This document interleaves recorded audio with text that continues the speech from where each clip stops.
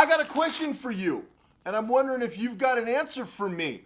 Why are the federal governments in the United States, the European governments, Australian governments, and Canadian governments, just to name a few, buying up data collection firms? Why are we in a position where federal governments are utilizing shell companies, shall I say ghost companies? Oh, why are they using these companies to buy up privacy technology like some of your favorite VPN brands, private internet access, NordVPN, a lot of these other VPNs? Why are they buying up different VPNs, companies who own companies who own companies? Why are they trying to ban encryption? Why are they coming after internet privacy? Why are they putting new rules in big tech companies, most notably Apple, who pretends to be a privacy company?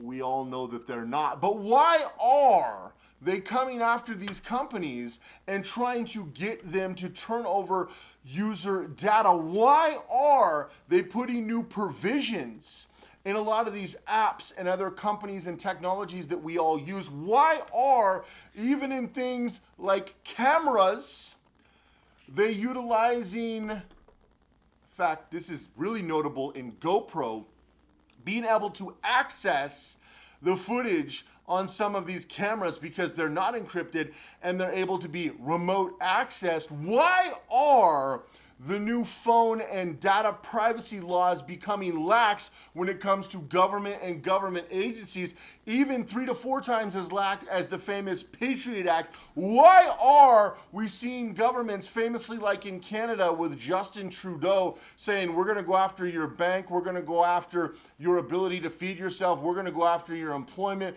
we're going to take your trucker's license? Why are these governments rounding up people who own land? Why are all of the governments putting people who own crypto on lists?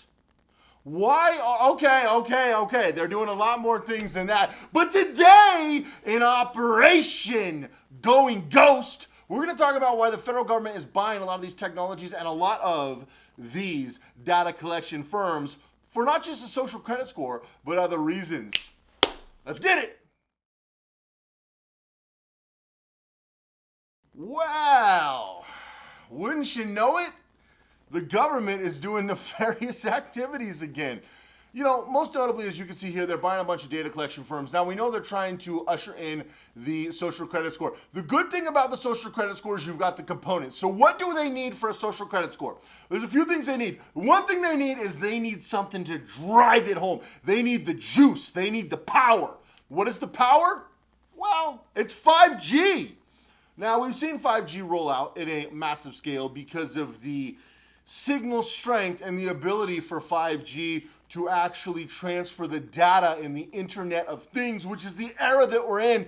And I mentioned cameras. What about all these home speaker systems that I wouldn't recommend if I had a worst enemy? I need to get a worst enemy. If I had a worst enemy, I wouldn't recommend it to my worst enemy. Also, I think I'm just too busy liking everyone, you know? So I don't have a worst enemy. If you got a worst enemy, let me know down below and I'll make them my worst enemy. And I wouldn't even wish these technologies, these home speakers and these voice things on them. I don't use any of the Siris or the Googles or the Alexas or any of these other goofy things.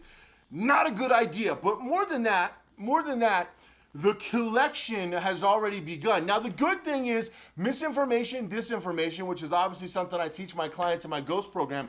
Going Ghost is vital, now more than ever. It seems like every day you look at what the government is doing and the pieces are coming together. The puzzle is taking shape. For decades, they had the corner pieces and a few inside pieces. They're filling this puzzle in quickly. Now, this is a serious problem, and it's something that I recommend all of you look at. If you want to learn how to go step by step with my team and myself, check out the first link down below because it's something that's going to be vital in your life moving forward. I can assure you that way you can take part in the best parts of Web3, decentralized blockchain technology, utilizing things like Monero or Pirate Chain, but actually incorporating them in technologies to keep your privacy, anonymity, security. Doesn't that sound great? Being able to utilize these technologies technologies to add value to your life, your family's life, your business life, yeah, that's the future that I see. That's the future that Privacy X we're fighting for, and we'll continue to fight for to the very end. And we will win, at least in small fashions, I guarantee it. But unfortunately, the masses, the sheeple, the people that used to be people, are going for the government, centralized credit. Who wants that? Who wants central banks? That, I mean, just by the very, I mean, do you understand words? Do you understand how words work? Just by the definition of these words, central banks? You don't want it. One world religion, one world government, one world bank, one world currency. Oh yeah, that sounds fantastic, doesn't it? To no one, ever, under any circumstances. Now, utilizing the social credit score and utilizing what's available to the average person, understanding that you need to get your information out of the system over the coming months and years is going to be vital, because it'll be cemented in Web3. The cool thing about Web3 is you can have basically unlimited forks, which makes it so it's unable to be controlled in the same way that it's able to be controlled now. Now you can use companies like, I use 1984 hosting for a lot of my crypto stuff, and when I run some different virtual servers, there's a lot of good hosting companies you can use, different web companies. You could use unstoppable websites, you could do blockchain sites, you could do .onion. Some people will do .onion sites. I don't think that's necessarily the way of the future personally, but there's a lot of different directions you can go, and as a blockchain comes in. But the federal government is trying to fork it one way to this way, and the people should be trying to build their fork this way. Right? Going against the grain, going against all this central bank, central control. We just had Elizabeth Warren come out recently and say that Bitcoin needs to be stopped, and I quote, Bitcoin needs to be stopped because Russia is using Bitcoin to circumvent sanctions. The audacity of these people to think that they have the right to just do whatever they want to people, and that how dare you go against our command and our rule. At what point are we going to stop letting a couple thousand people control the lives of billions? I digress. The last thing I need is another video removed based on big tech's corporate control. So that being the case, you know where I'm going with that. You know in your mind, if you're watching this video, you already know where you're going with that. Most people understand where we're going, but don't fully understand what to do. They get overwhelmed, because the fact is, you've got a family, you've got friends, hopefully you've got people you know, maybe you've got a business or a job, maybe you've got a career, maybe you got a spouse and kids, maybe you've got things going on in your life, maybe you got a hobby, maybe you're fly fishing this weekend or making something out of crochet, right? You're doing what you do. And so to have to fight for your freedom all the time is just ridiculous. But that's the world we live in. That's the world we live in. Freedom's not free. Freedom takes effort consistently, because there's always people who want to be able to take your freedom on a regular basis because it benefits them. Now, you may have seen Elon Musk recently bought Twitter, which I would call All right, I digress for the second time. I got to try to stay on track. Everyone who watches my videos knows that staying on track is not my strong point, okay? If you're looking for somebody to go step by step by step, you're watching the wrong channel, okay? I go into the rabbit holes of what's actually going on. I'm not looking to, teach you a tutorial on how to buy a VPN or how to slang some new pump and dump crappy crypto products. There's plenty of channels that'll do that for you, and I wish you the best. But talking about what's happening so you can figure out how to protect yourself and your family, in my opinion, is vital. It is incredibly vital, and I wish more people were doing it, especially in the crypto community, the technology community, the privacy community.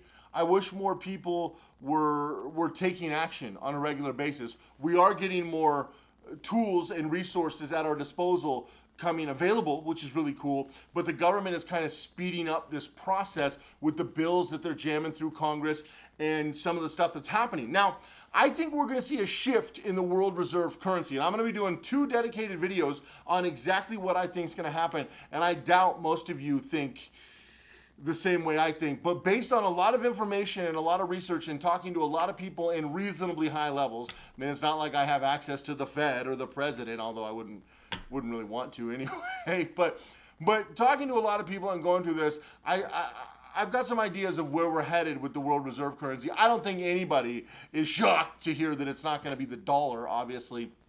the dollar's dying in rapid succession. But there is some things that will be changing, and I think it's going to be interesting. And so starting to prepare yourself. How are you preparing yourself for the change in the guard? Because the dollar, if it leaves, it's going to simultaneously drastically impact Canada, Australia, and Europe, most notably the UK, but Europe in general, and also countries worldwide. Asia is going to get hit probably the hardest. Probably the hardest will be Asia, second only to the US, obviously, and Canada, because we're closely tied. I mean, US literally is the dollar. So that's what our government ties all of their power and all of their policy to.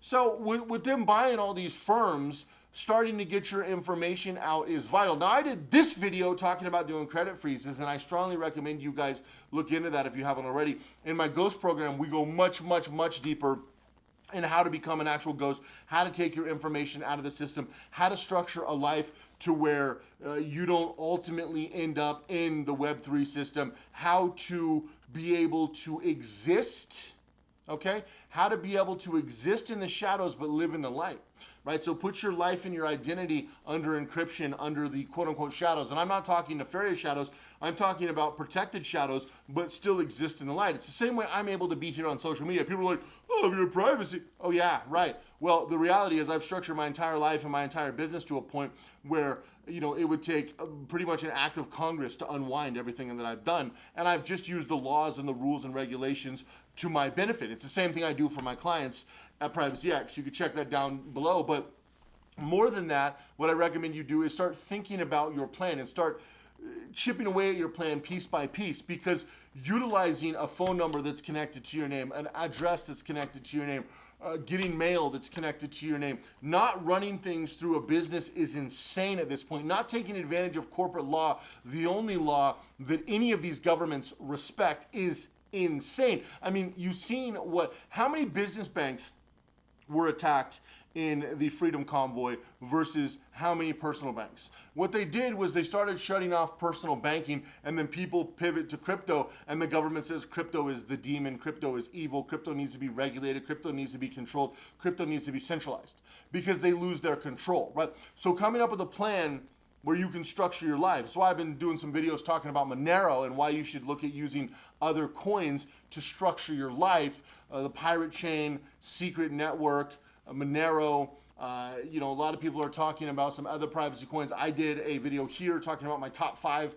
favorite privacy coins. You can check that out. But really structuring these things is vital, in my opinion. Let me know what you're doing down below. Appreciate you guys checking out this video. Go on everything you do. Make sure you're taking action for your privacy and continuing to fight for your rights that you have. I mean, think about it. I know we just live in this world, but who are these politicians? Who are these powerful people? Dude, if you got most of them in a room, these people would be literally shining your boots, okay? These people, you got to be out of your... Because we live in a civilized society, which I'm happy about, these people have power. These people are your great uncle. These people are the guy down the street, that guy who struggles to get the fertilizer out of the back of his truck. These people are literally nursing home escapees, right? And yet you give them maximum like God mode power. Look at Justin Trudeau and tell me you want to give that guy God. Look at Joe Biden. Look at these leaders right here. These are world leaders right here. You telling me you want to give these people God mode access to your life? Really? Nah, dude. No.